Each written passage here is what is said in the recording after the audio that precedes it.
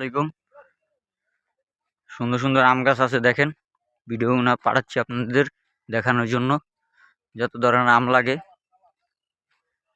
সব ছাদ বাগানের জন্য,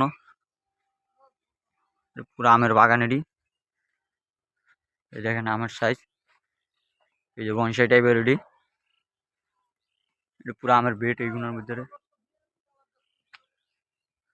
এই ছাদ বাগানের জন্য এটি যা লাগবে ব্রিডিং সব ধরনের গাছ আছে আমের ছাদ বাগানের জন্য।